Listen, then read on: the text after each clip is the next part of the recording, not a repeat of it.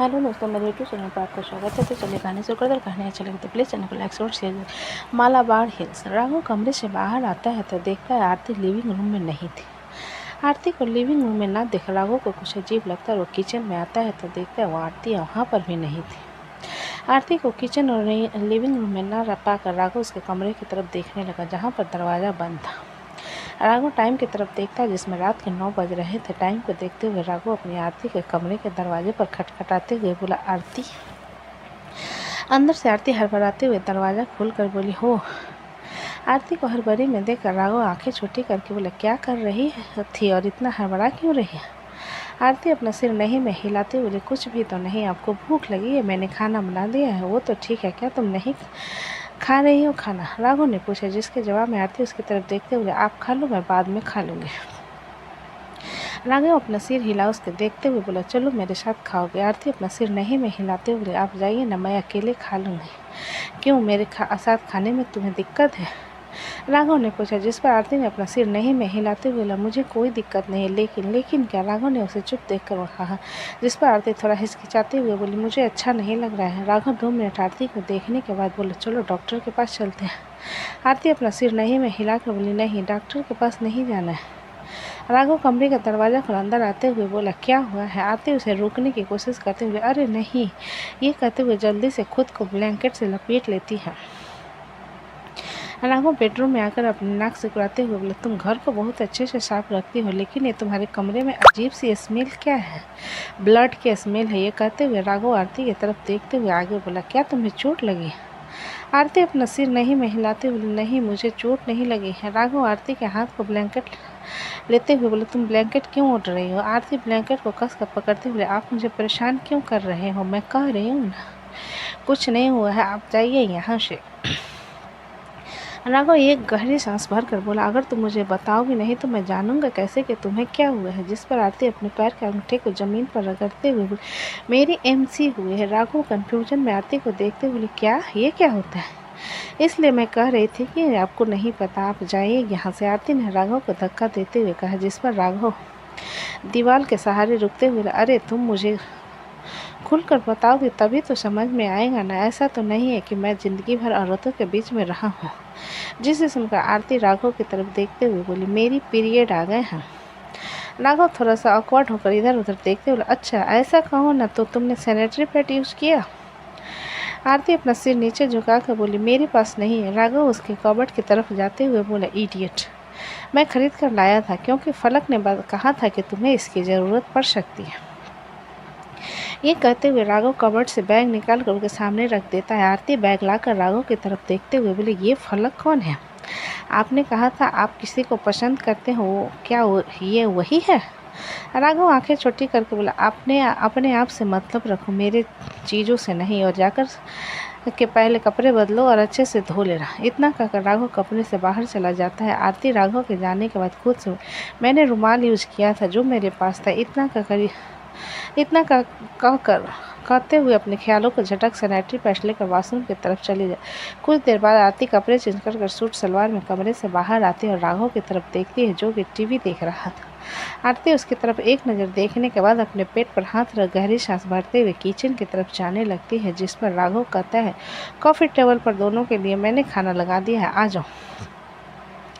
राघव के बाद पर आरती उसकी तरफ आ जाती है और दोनों अपना डिनर करने लगते हैं। राघव एक नज़र आरती की तरफ देखने के बाद डिनर करते हुए बोला, तुम्हें किसी चीज़ में इंटरेस्ट है या ऐसा कि तुम आगे पढ़ाई करना चाहती हो? राघव की बात पर आरती अपना सिर नहीं में हिलाते हुए, नहीं, मुझे कुछ नहीं करना। जिसे सुनकर राघव अपनी आंखें छोटी करके बोला, मैंने पहले ही कह दिया था तुम्हें इंडिपेंडेंट बनाने तक बस तुम्हारे साथ रहूँगा। जिंदगी भर का ठेका लेकर नहीं रखा है मैंने, इसलिए सोच लो तुम करना क्या चाहते हैं। राघव की नाराज़गी भरी आवाज़ को सुनकर आरती धीरे से बोली, मुझे खाना बनाना पसंद है। जिस पर राघव उसकी तरफ देखते हुए बोला, बावर्ची बनना चाहती हो? आरती अपना सिर नहीं में हिलाते हुए बोली, सुना है मुंबई में बड़े बड़े होटल हैं जहाँ पर लोग खाना बनाते हैं और उन्हें अच्छे पैसे मिलते हैं, मैं भी वही कर लूँगी। आरती की बात पर राघव उसे देखते हुए बोला, उसके लिए भी तुम्हें पढ़ाई करनी होगी, बिना ग्रेजुएशन के तुम किसी भी फेमस होटल में शेफ़ नहीं बन सकती। ये सुनकर आरती मुंह बनाते हुए बोली, मुझे पढ़ाई से नफरत है। बुक्स देखते ही मेरा सिर घूमने लगता है, मुझे बुखार आ जाता है। मैंने बहुत मुश्किल से 12th पास किया, हालांकि मेरे 70% आ गए थे। तुम्हारी बातें सुनकर मुझे वापी की याद आ गई, वो भी बिल्कुल तुम्हारी तरह है, राघव ने पानी पीते हुए कहा। जिसे सुनकर आरती मासूम से चेहरा बनाकर बोले, अगर आपको मुझे घर में बैठा कर खिलाने में दिक्कत है तो मैं चपरासी का काम भी कर लूँगी। राघव आरती की बात पर अपने दांत पीसते हुए बोला, तुम मुझे इनडायरेक्टली सबसे गाली खिलाना चाहती हो? आरती अपना सिर नहीं में हिलाते हुए बोली, नहीं, लेकिन मुझे पढ़ाई नहीं करनी। राघव 2 मिनट सोचने के बाद बोला, मैं तुम्हारे लिए सर्टिफिकेट बनवा सकता हूँ, लेकिन उसके लिए भी तुम्हें एग्ज़ाम देना होगा। ये सुनकर आरती खुश होते हुए बोली, हाँ तो ठीक है ना, मैं एग्ज़ाम दे दूँगी। राघव अपना सिर हिलाकर बोला, ठीक है, मैं पता लगा कर तुम्हें बताता हूँ। आरती अपना सिर हिला देती है, तभी उसके घर का डोरबेल बजता है। राघव आरती को बैठने का इशारा कर जाकर दरवाज़ा खोलता है तो सामने डेविड खड़ा हुआ था। डेविड को इस वक्त अपने घर में देख राघव कंफ्यूज होकर बोला, तुम इस वक्त यहाँ क्या कर रहे हो? क्यों तुम दोनों मियाँ बीवी को डिस्टर्ब कर दिया क्या? डेविड ने राघव को घूरते हुए कहा, जिस पर राघव अपना सिर नहीं में हिलाकर बोला, हम डिनर कर रहे थे, चलो तुम भी कर लो। डेविड अंदर जाकर स्निफ करते हुए बोला, खुशबू तो काफ़ी अच्छी आ रही है। राघव दरवाज़ा बंद करते हुए बोला, कुत्ते की तरह जीभ लपलपाना बंद करो, लार टपक रही है। ये सुनकर डेविड राघव को 2 मिनट आंखें दिखाने के बाद जाकर सोफे के नीचे बैठकर आरती की तरफ देखकर बोला, हाय। आरती हल्का सा मुस्कुरा कर बोली, हेलो, आपने डिनर कर लिया? डेविड अपना सिर नहीं में हिलाकर बोला, मुझे भूख लगी है। आरती अपना सिर हिलाते हुए बोली, ठीक है, मैं आपके लिए भी खाना लेकर आती हूँ, मैंने एक्स्ट्रा बनाया था। इतना कहकर आरती उठकर अपना प्लेट उठा किचन की तरफ चली जाती है। डेविड उसे जाता हुआ देखने के बाद राघव की तरफ देखकर बोला, मुझे तुमसे कुछ बात करनी थी। राघव अपना सिर हिलाकर बोला, मुझे पहले ही पता चल गया था, क्योंकि तुम कभी मेरे घर में इस तरीके से मुँह उठाकर नहीं आते। अब बेइज्जती करना बंद करो और जो कह रहा उसे ध्यान से सुनो। डेविड ने अपना राघव को आंखें दिखाते हुए कहा, जिस पर राघव उसकी तरफ देखने लगा तो डेविड उसे कुछ बताने लगा। पूरी बात सुनने के बाद राघव डेविड की तरफ देखते हुए बोला, तुम मुझे मार खिलाना चाहते हो? डेविड अपना सिर नहीं में हिलाकर बोला, नहीं, शादी करना चाहता हूँ। जिसे सुन राघव अपना सिर हिलाकर बोला, ठीक है, तो तुम जाकर बॉस से बात करो इस बारे में। डेविड राघव की बात पर बोला, तो कल तुम चलोगे मेरे साथ? जिस तरीके से तुम बता रहे हो, तुमने लगभग सारी तैयारी कर ली है, बस तुम्हारी वाली को ही वहाँ लेकर आना है, ठीक कहा ना? राघव ने पूछा, जिसके जवाब में डेविड अपना सिर हिलाते हुए बोला, बिल्कुल सही। डेविड के एक्साइटमेंट को देखते हुए राघव अपना सिर हिलाकर बोला, ठीक है, तो हम सब रहेंगे कल वहाँ पर। डेविड राघव को गले लगाते हुए बोला, यार तो सच में मेरा बहुत अच्छा वाला बॉयफ्रेंड है। अचानक उन्हें किसी चीज़ के टूटने की आवाज़ सुनाई देती है। जब वो लोग सिर घुमाकर उस तरफ देखते हैं तो आरती के हाथ से पानी का गिलास गिर गया था और वो आंखें फाड़ कर उन दोनों को देख रही थी। आरती के रिएक्शन को देखते हुए डेविड राघव से दूर होकर बोला, डोंट वरी सिस्टर, ये तुम्हारा हस्बैंड है, मैं ऐसा लड़का नहीं हूँ, लेकिन कभी कभी खुश हो जाता हूँ तो कंट्रोल नहीं होता। आरती उसके सामने खाने के प्लेट रखते हुए बोली, आपका खाना। डेविड अपना सिर हिलाकर खाना खाने लगता है और आरती को थम्स अप दिखाते हुए कहता है, 100 में 100, बहुत अच्छा खाना बनाया है तुमने। फिर राघव की तरफ देखते हुए बोला, तुम्हें बीवी बहुत अच्छी मिली है। राघव डेविड की बात पर कोई जवाब नहीं देता और आरती गिरे हुए ग्लास को साफ करने लगती है। और इधर अवस्थी हाउस में सुधांशु जब से ध्रुवी को छोड़ कर आया था, अपने कमरे में ही घुसा पढ़ाई कर रहा था और तैयारी कर रहा था। आखिर में 7 बजे रेडी होकर ध्रुवी को डिनर डेट पर ले जाने के लिए बेडरूम से निकलता है। शेखर जी बाहर से आते हुए सुधांशु को देखकर बोले, कहाँ जा रहे हो?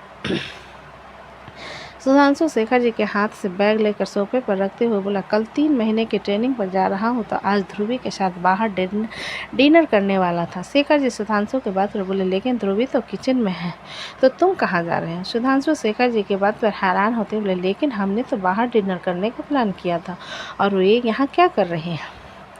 ये कहते हुए किचन में जाकर देखता है जहाँ नीरू कुर्सी पर बैठे हुए थे और ध्रुवी एप्रन पहने खाना बना रही थी। ध्रुवी को अपने घर के किचन में देखकर सुधांशु का दिल पसीज जाता है। वो अंदर आते हुए कहता है, तुमने कहा था बाहर जाएंगे। सुधांशु की आवाज़ पर ध्रुवी पलट कर उसकी तरफ देख कर मुस्कुराते हुए बोले, अरे वाह, तुम तो बड़े हैंडसम लग रहे हो। और मैंने ये कहा था कि हम डिनर डेट करेंगे, ये नहीं कहा था कि बाहर जाएंगे। और 3 महीने के लिए बाहर जा रहे हो तो मम्मी पापा के साथ करना चाहिए ना।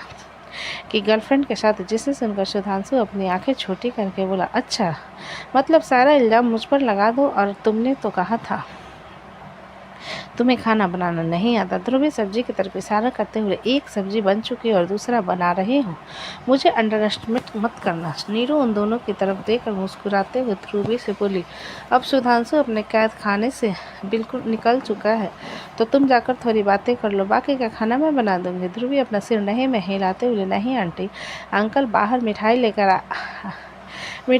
लेकर आए हैं, उन्हें आप प्लेट में लगा दीजिए, बाकी सब्जी बनाने वाले हैं, और बाकी के रोटी सब्जी और पूरी मैं बना चुकी हूँ। नीरू ध्रुवी के बाद अपना सिर हिलाकर किचन से बाहर चली जाती है। उसके जाने के बाद सुधांशु जाकर कुर्सी पर बैठते हुए, मतलब प्रॉमिस अच्छे से निभा रही है। ध्रुवी अपना सिर हिलाते हुए बोले, हाँ कहा था ना, उन्हें कभी अकेला नहीं छोड़ूंगी।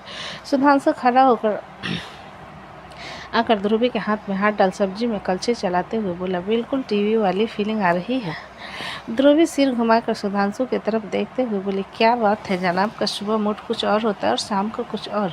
सुधांशु अपना सिर हिलाते हुए बोला, मैं कपड़े चेंज करके आता हूँ, क्योंकि घर में मुझे फॉर्मल अच्छे नहीं लगते।